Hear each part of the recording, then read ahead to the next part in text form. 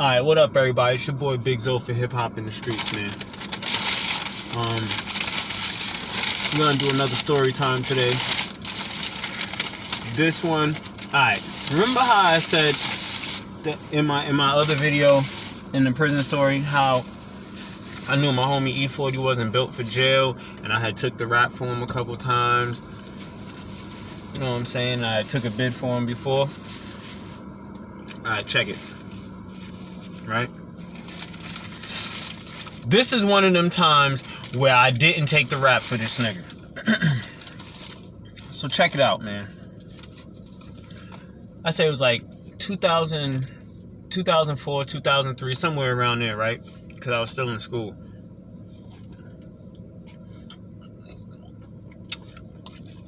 I was dating this chick, and to be realistic, her family wasn't too well off. You know what I'm saying? They weren't. They didn't have things, and school time was coming back around. She didn't have no clothes. Now, this isn't the only reason that we started doing this hustle that we was doing, but it's one of the main ones.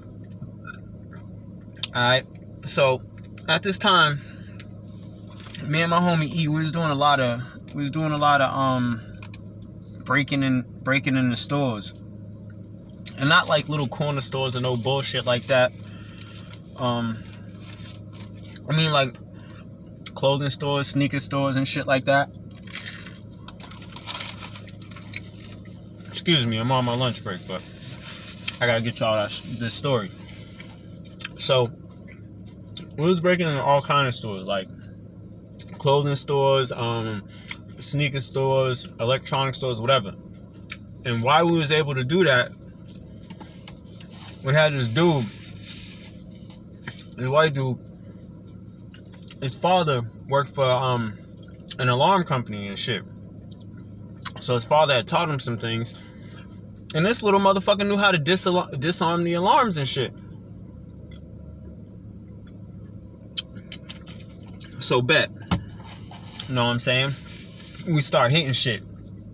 First we try like little, you know how they be having them little hood clothing stores and shit like that?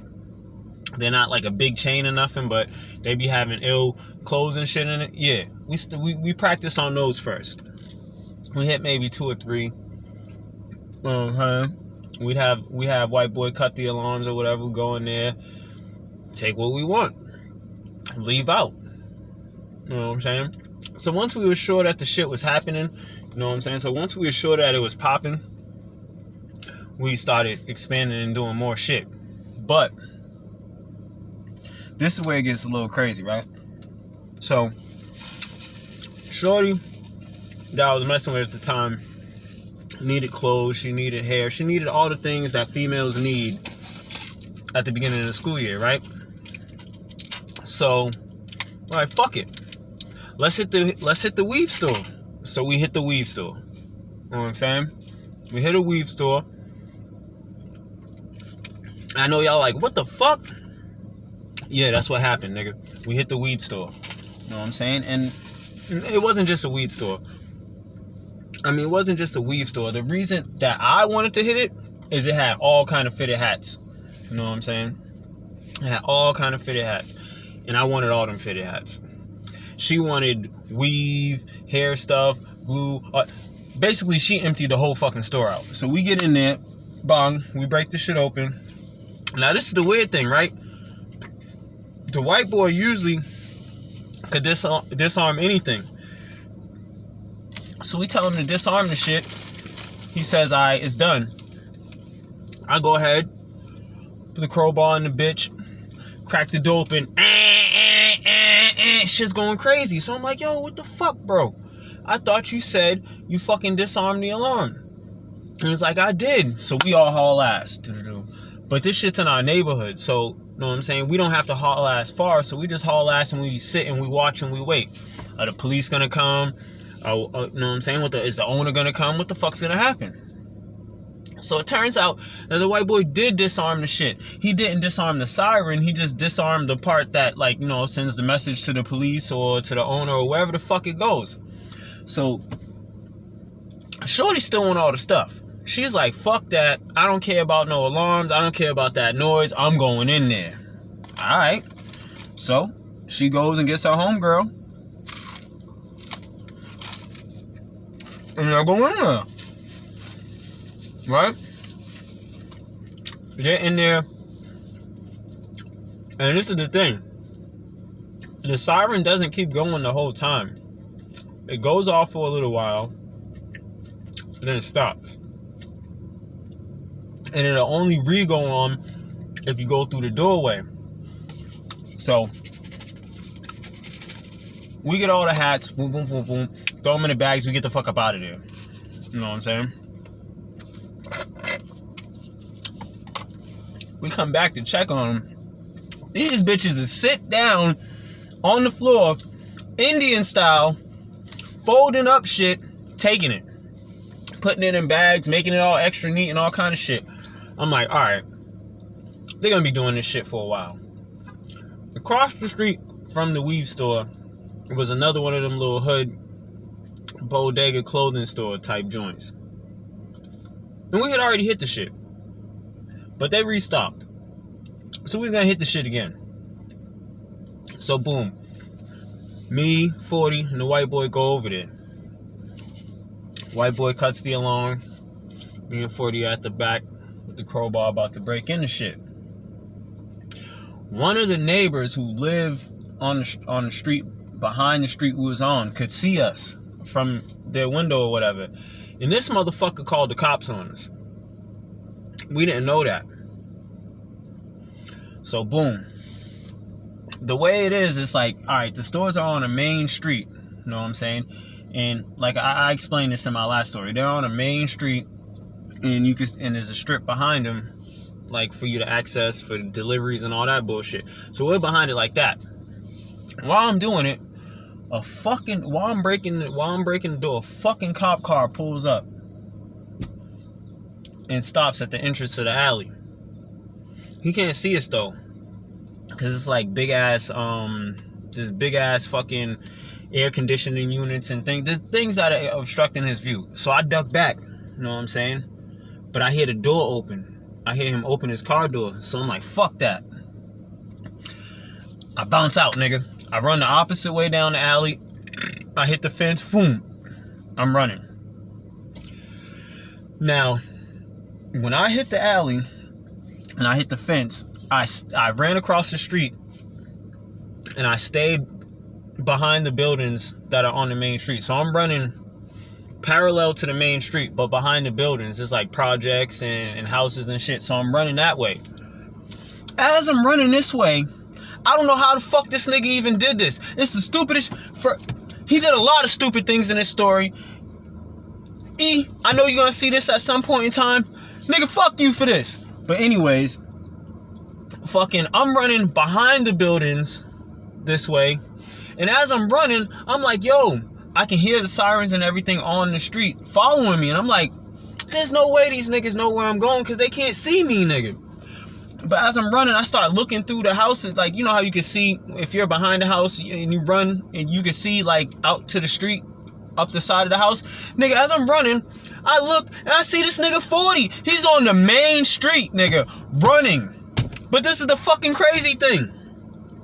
The cop car is right next to him, nigga. Like, there's one coming this way, there's one. Like, this cop's all around this nigga, and he's just running all stupid and shit. So I'm like, all right, I gotta stop.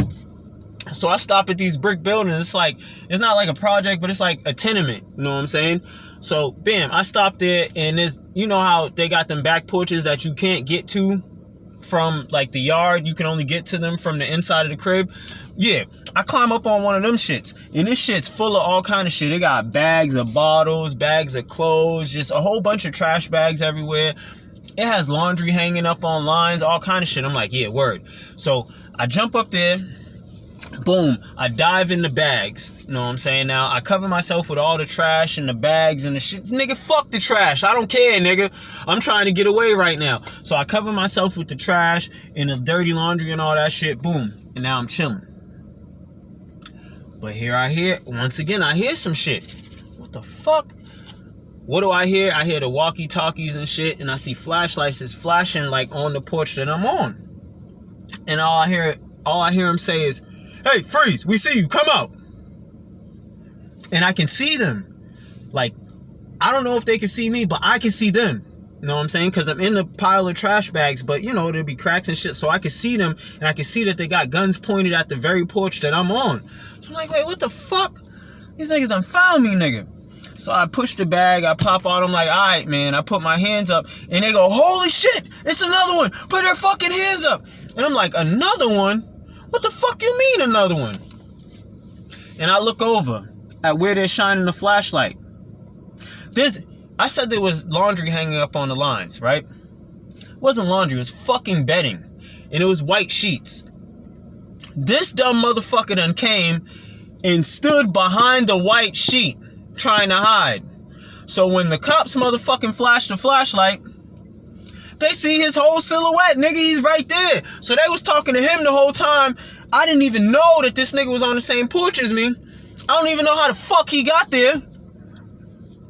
And I popped out and fucking gave myself up because this nigga is on the same porch as me. So you know what the fuck I do? I pull the fucking sheet down.